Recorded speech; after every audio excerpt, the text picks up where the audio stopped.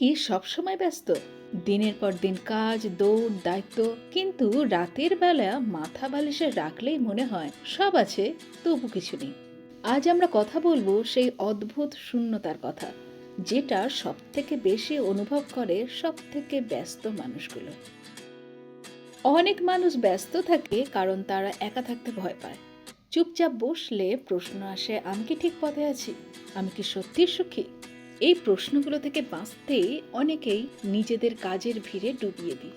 কিন্তু সমস্যা হলো ব্যস্ততা চিন্তা চাপা দেয়, সমাধান করে না। আজকের পৃথিবীতে সবাই প্রোডাক্টিভ হতে চায়, to do list, goals, deadlines, কিন্তু খুব কম মানুষ নিজেকে জিজ্ঞাসা করে এইসব করার মানে কি।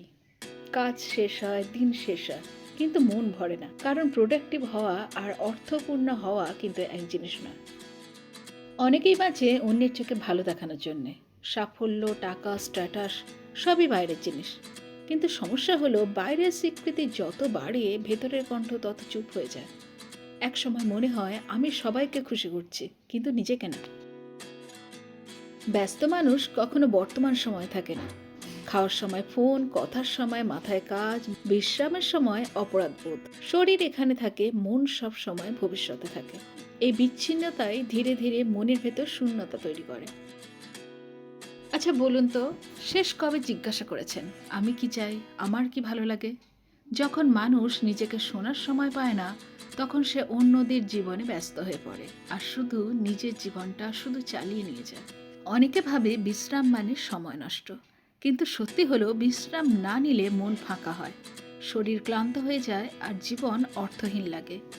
ক্লান্ত মন কখনো পূর্ণ অনুভব করতে পারে না। মনে রাখবেন, জীবন ব্যস্ত হওয়ার জন্য নয়, অর্থপূর্ণ হওয়ার জন্য। আপনি কম কাজ করলেও সঠিক কাজ করলে শূন্যতা কমবে। নিজের জন্য সময় দিন, চুপ করে বসুন, নিজেকে শুনুন।